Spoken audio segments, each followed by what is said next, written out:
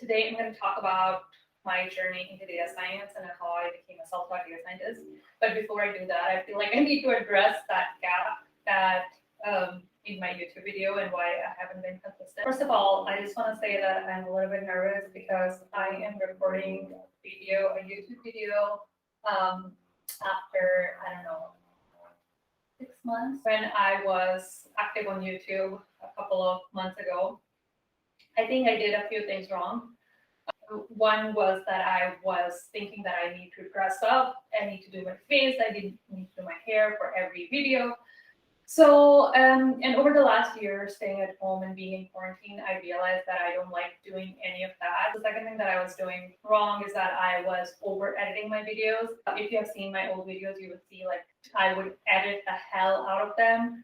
Even like me breathing, I'll remove it. But honestly, like that was exhausting. That made my editing process very, very long. It would take me more than 4 or 5 hours to edit one video.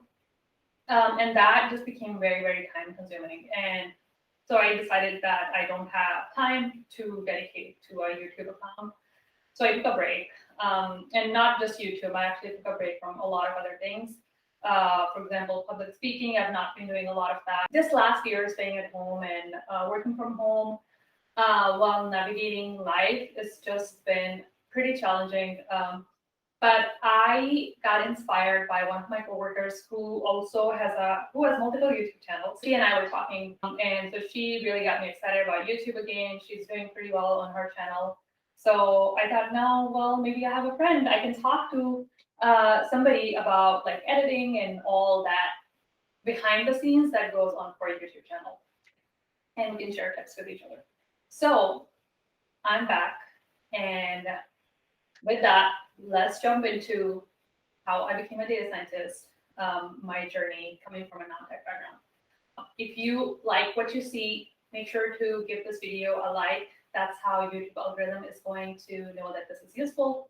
And subscribe if you want to hear more from me. So before I talk about how I became a data scientist, I need to tell you a little bit about my background, my educational journey. I actually have a 6-year gap between my high school and my college education.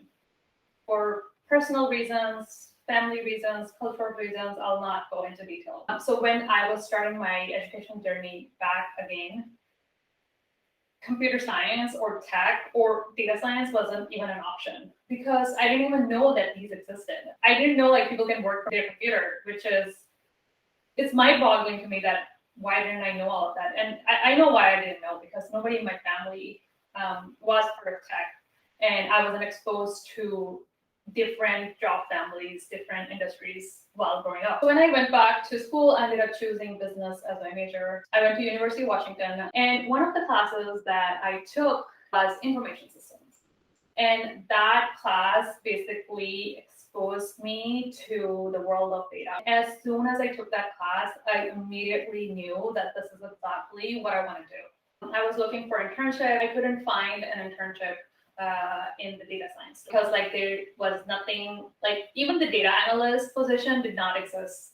This was back in 2012, 2013. So what ended up happening is that I went to this networking event where there was Amazon was present and for their financial analyst program. And I did not consider applying to that.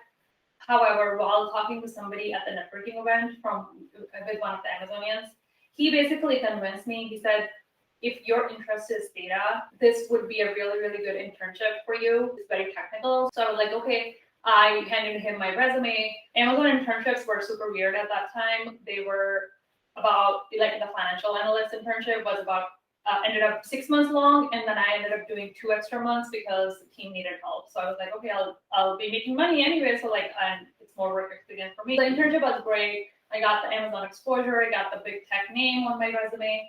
However, I did not really enjoy working as a financial analyst. There was a lot of repetitive work, like dashboarding, refreshing the data, and like every Monday, I would have to make sure that the weekly business review decks are ready.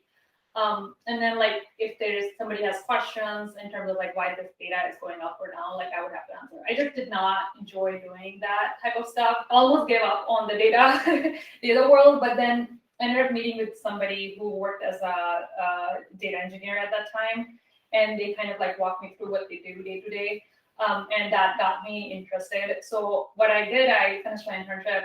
I ended up taking a bunch of data engineering focused courses at University of Washington outside of business school because I wanted to explore that area a little bit more.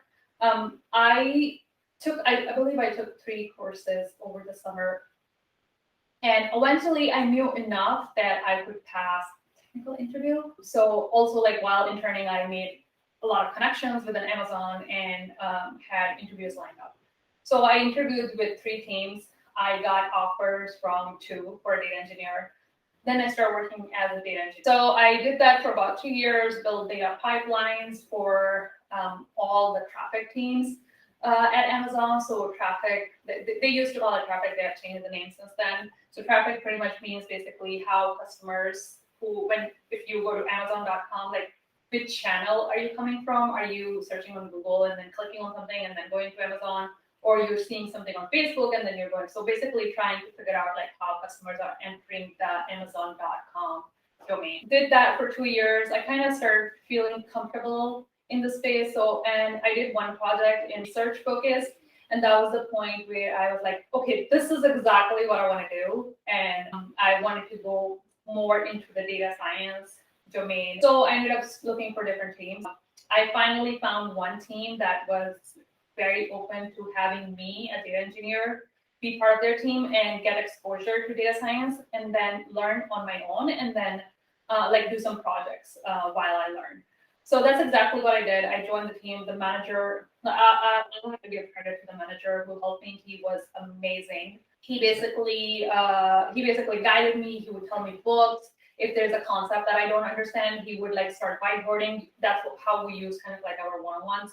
So he was a big part of me learning the data science. So I ended up doing 6 months. I did a lot of learning. I saw what my teammates were doing. I would like review their projects. And eventually I got assigned my own projects and I would learn and then I would apply. And I think that's what made my knowledge, gave my knowledge more strength because I was learning and applying at the same time. I feel like in a lot of the online courses, what happens is that you learn, but you don't really apply. And like even the tutorials that you would see, you would learn and not apply. But I think for me, what helped is that I was learning and I was applying at the same time and I was delivering. So eventually ended up building a portfolio of projects and add that. It was perfect timing because it was the same time that Amazon introduced their job family called data scientist. And this was, I believe that was around 2018. My manager then, he took my portfolio, he took it to the team, a case for me that my job family needs to be changed from a data engineer to a data scientist because that's what I'm doing. And I'll have to say that he did fight for me quite a bit because the HR was kind of pushing back on the idea of me becoming a data scientist because I don't have a PhD or I don't have a data science degree, but my manager fought for me. And he kind of built a case saying that if she's already doing the work, why do you care about the degree? Why do you care about that STEM? And that really, really helped. And eventually me and along with 2 other teammates of mine, we transitioned to data scientists. So yeah, I spent like 3 more years in that team, worked on a lot of cool projects, got to learn a lot more. My focus area at that time was more working on the experimentation space. So pretty much like all the experiments and tests that were getting tested on the Amazon.com. Or like any existing features that would get modified would have to go through my team. And I got to work with like so many cool teams, like the homepage team, the checkout team, the Prime team, the non-Prime team, Amazon Video team, Alexa team, AWS. Like I got exposure to pretty much a lot of the different teams that support Amazon's business, and got to work with a lot of data scientists. Got to provide. I eventually became the experimentation expert. I would also like give trainings to other people who want to become experts, and then those people would go and give trainings to other people. So I kind of had like grandkids students basically. So yeah, kind of like my first few years working as a data scientist. Along the way, I think I have fallen more and more in love with, not in love, I think that's a strong word. I would say like data science gets me excited. Anything data related gets me excited. Now going back, if you like, did having a business degree help me? Did having my data engineering background help me? 100%. I feel like my business background and my data engineer background makes me a very, very strong candidate for a data scientist. And I'm sure you probably have heard that before, like if a person doesn't know how to pull their own data or like do data pipelines, they are automatically at disadvantage for a data scientist. So I feel like that gave me a leg up because I would know where to get the data from. I would also know like how to talk to the business people, how to translate the technical language and turn it into a non-technical language and then communicate with the stakeholders. So that really, really helped me. My networking skills definitely play a big role, which I have to thank business school for that. So yeah, that was my journey in data science. I hope this was useful. I know I went on a tangent here and there, but hopefully this is helpful to you. I'll do probably another video in terms of like what are some other avenues that I was considering for transitioning into data science or what you can consider, because I understand that not everybody has an option to transition to a different team within your company and then have that right set of mentors and access to projects to be able to do that. So I'll definitely share a little bit more. What are the other options that you can pursue to transition into the data science field? I hope this was helpful. And if you like the video, please give it a thumbs up and tell me in comments what else you would like to know about data science.